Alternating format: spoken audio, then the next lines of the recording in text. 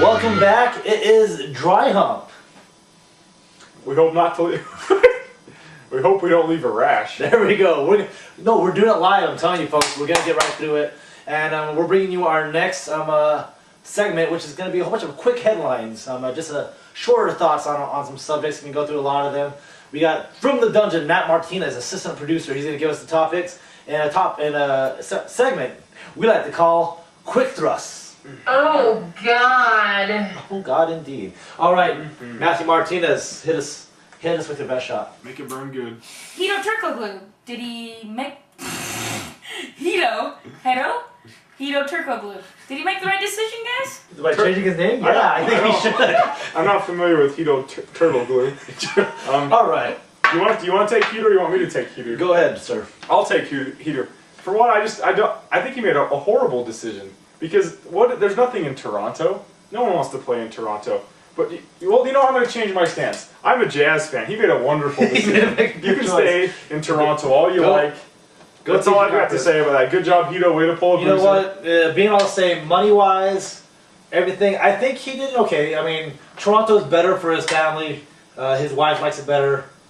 Money-wise, it's going to be the same. Toronto and Portland could be the same spot, really, next year. In the Eastern Conference, Toronto could be the 6th seed still. I mean, same chance as the Blazers. Next topic.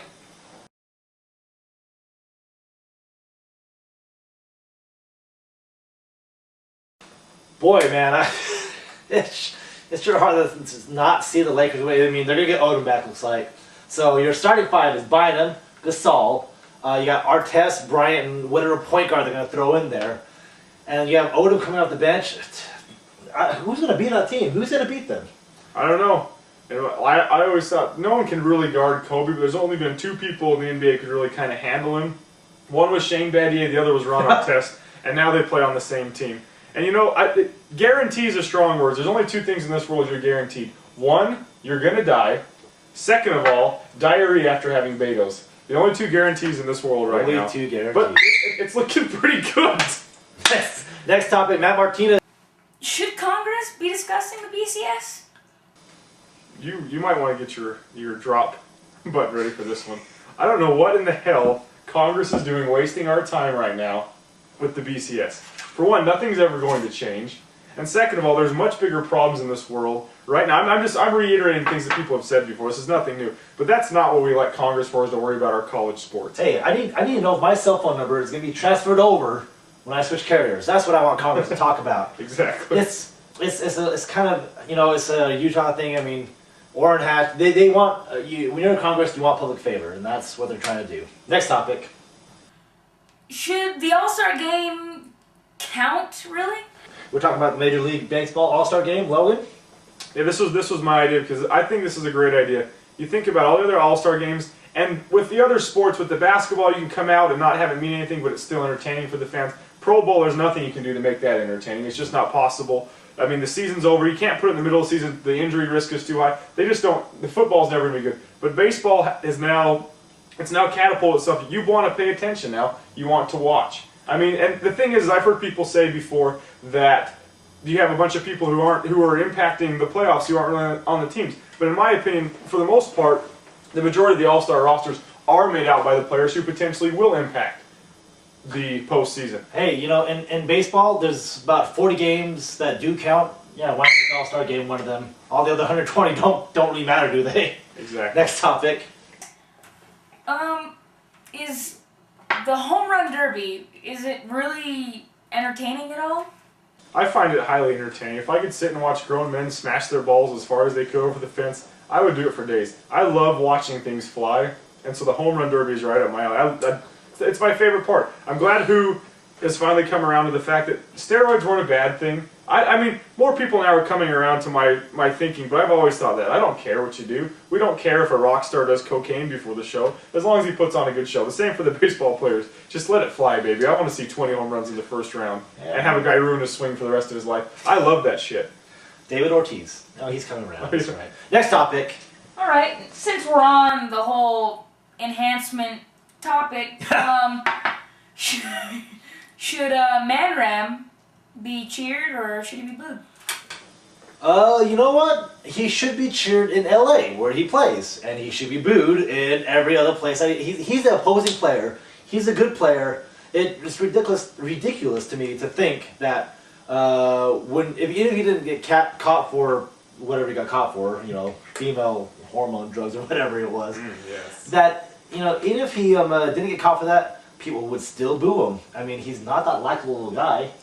It's just funny to me that people are like, is he gonna get booed here? Yeah, he's gonna get booed here because he's playing in New York, he's playing in San Diego, he's playing away from his home. Yeah, I think, there's going to be a few extra boos there because it's something a little different. They'll fade over time. And like you said, Manny's that guy that you can't stand him when he's on the other team anyways. He's going to get booed. It's a slow time for sports right now. They got nothing else to talk about, so they make a really big deal out of something that it's not really out of the ordinary, like you said. He gets booed, he gets cheered in LA, he gets booed everywhere. Hey, when he got kicked out, man, watching him get kicked out, that was entertaining. Next topic. Looked like he was premenstrual there for a second. Throwing a tizzy. This really hits home for pretty much all of us since we are from Utah, but will the Rocky Mountain Review be missed? Go ahead, The Rocky Mountain Review will always be missed by this program because at the Rocky Mountain Review we spawned the name HuuLogan Productions. HuuLogan Productions. If it wasn't for the Rocky Mountain Review, there would be no HuuLogan Productions. There would be no backstage Paul Millsap interviews. I'll never forget the first time I went to an NBA locker room and I saw big black dongs everywhere. I mean, that's his jaw dropped. Not far enough though, but his jaw dropped. Bootran, my brother knocked over Eddie Gill's stuff. Eddie Gill has never forgiven him. But it was great. And the Rocky Mountain Review, I mean, it was more than just a college all-star game to us. It was something special that we enjoyed. So yeah, I think we have one more topic. We got one more topic to land on. Last topic. Last actually. topic. This.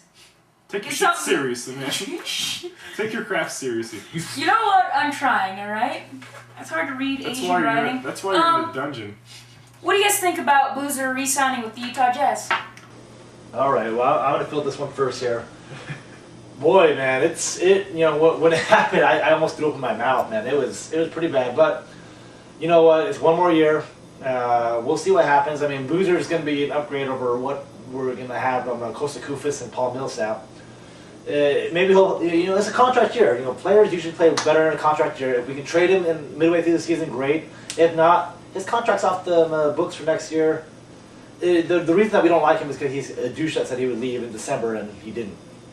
Yeah, I mean, you did say that in a contract year he should play better, but last year was a contract year as well. So we'll see, but this is a legit contract year. I've gone back and forth over the years on Boozer. I loved him, I hated him, I loved him.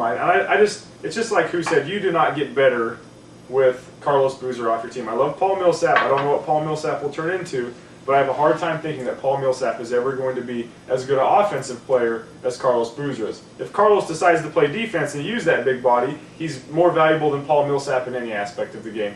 But I mean, I can't say, like you said, you already took all the good points. He's a fantastic power forward. And like I said, I thought this worked out great for the Jazz anyways, because all these guys come off the books with the big free agent class anyway, so it worked better. There was no one out to get this year. There was no one to take. All right, and so I'm at the time, and the big free agent class of 20 LeBron. I'm coining that phrase right now, trademarked, copyrighted, 20 LeBron. Anyway, so we're going down to our last segment. Stay tuned for more Dry Hump. Get your Vaseline. How you guys doing? I'm Hootran. I'm Logan Cox. And you may know us from our HuuLogan Productions on YouTube. We've given you hours of entertainment via the internet, But we have a brand new show for you. It's called Dry Hump, our brand new sports talk show that we have here. It's going to be interesting to say the least. It's like a tidal wave of burning satisfaction. Wow. We'll leave you coming back for more.